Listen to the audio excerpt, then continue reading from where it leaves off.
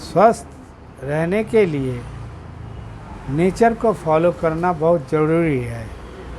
आज जो मशीनरी युग में आके हम आर्टिफिशियल चीज़ों पे चले जा रहे हैं, जिसके कारण से हमारे शारीरिक मानसिक दुर्बलता बढ़ रही है। और आपको बतला दूं कि माइंड एक बॉडी का सबसे बड़ा डायनेमिक पावर है। और जैसे कहिए एक तरह से वो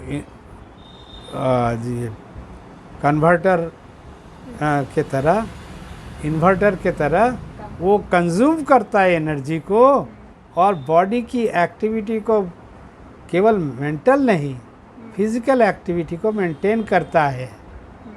इसीलिए माइंड जो है, अगर स्वस्थ दिमाग स्वस्थ शरीर की पहचान है, और दिमाग अगर स्वस्थ रहेगा तो कोई भी केवल मानसिक रोग नहीं।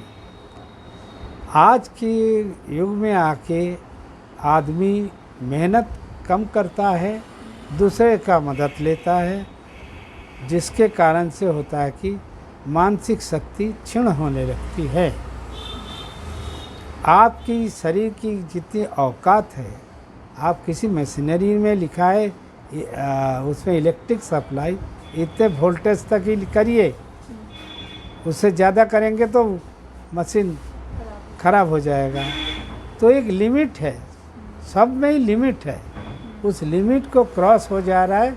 इसी कारण से मानसिक अस्थिरता, विचंचलता और ये सब बढ़ रही है।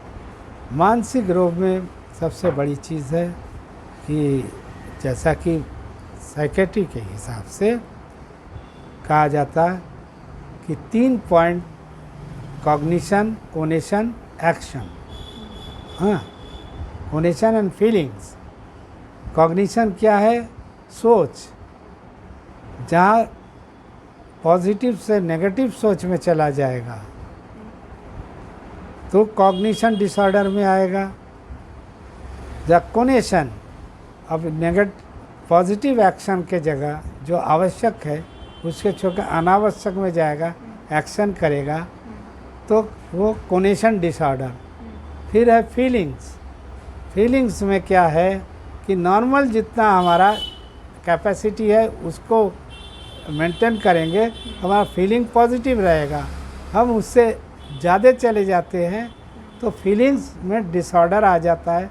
कॉग्निशन, कोनेशन, हाँ, और फीलिंग्स डिसऑर्डर, ये साइकेट्री का मूल रोग का बेसिक चीज़ है। हर जगह ये रन कर रहा है। फिर आता है कि माइनर साइकेट्रिक डिसऑर्डर्स सबसे ज़्यादा, और ये इंडिविजुअल होता है, जिसके अंतर्गत आपकी सोच में भय, बिहेवियर, फियर, जिसे फोबिया कहते हैं, फिर है ड्रीम्स, एक्साइटमेंट बात बात पे, हाँ, और ये और भी सारे चीज़ है कि एक्साइटमेंट के अलावा अनसेटिस्फैक्शन, कि दूसरे के साथ कंपेयर करने का, ये एक एबनॉर्मल साइकोलॉजी में आता है, साइकेट्री में। सर, अपने मेंटल हेल्थ को बैलेंस्ड कैसे रखें? भाई देखिए, एक सबसे बड़ी चीज़ है कि यहाँ पे मैं भारतीय संस्कृति में या योगा में पहले पाठ पढ़ाया जाता है संयम। संयम में कंट्रोल योरसेल्फ। जितनी आपकी कैपेसिटी है उतना ही आप व्यवहार करें, एक्स्ट्रा नहीं, दूसरों को देख के नहीं करना चाहिए। संयम अगर वाचन, भोजन, कर्मण, हाँ, वाचन, भोजन, कर्मण, ये 3 चीज़ पर अगर आपका कंट्रोल रहता है तो आपको फेस नहीं करना पड़ेगा कोई पर।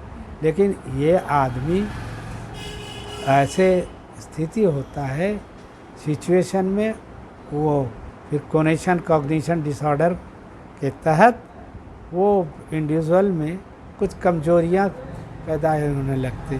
ये कमजोरियां का कंट्रोल नहीं करता है, हाँ, और सही उपचार नहीं होता है, जिसके कारण से ये मेजर साइकेट्रिक डिसऑर्डर में, जिसमें डिमेंशिया, डिप्रेशन, हाँ, ये इमेंशिया, डिल्यूजन, हाँ, तो हेलुसिनेशन, मैनिया, ये सब चीज़ें, हाँ, फिर है मेलानकोलिया, फिर है सिजोफीनिया, ये सब चीज़ें, पार्किंसन नर्व भी है, साइकेट्रिक भी है। तो इसको होने के पीछे इसमें जो भी हम ट्रीटमेंट तो ज़रूर एक चिकित्सक के नाते इसका उपचार ढूंढेंगे ही, लेकिन हर व्यक्ति को अपने दैनिक जीवन में उतना ही अपना सोच विचार और काम में लगे रहें जितनी आपकी क्षमता है। दूसरों को देख के कंपेयर मत करिए। हर व्यक्ति में कुछ न कुछ अच्छाई है, उस अच्छाई को विकास करें, जिसे हम टैलेंट कहते हैं।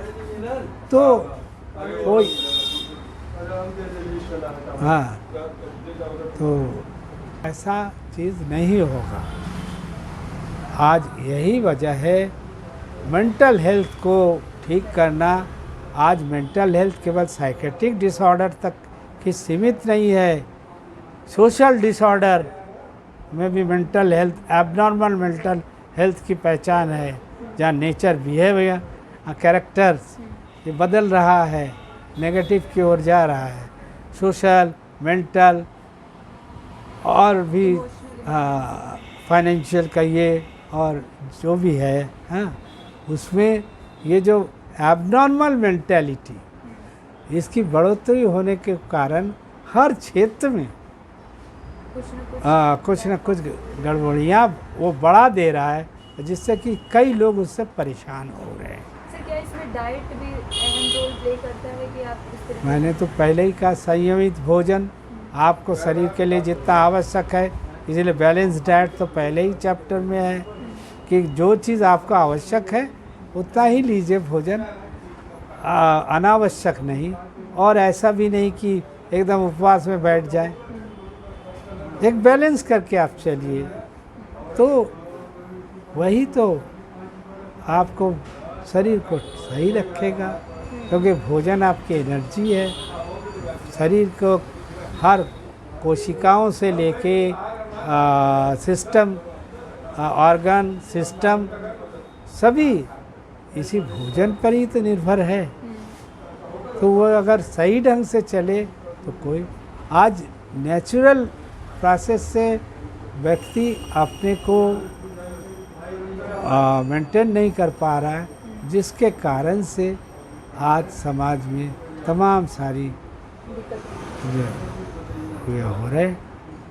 और जिस दिन ये होगा तो इसमें नो डाउट आप ज़्यादा से ज़्यादा लाभान्वित होंगे और स्वस्थ समाज निर्माण सही ढंग से हो पाएगा।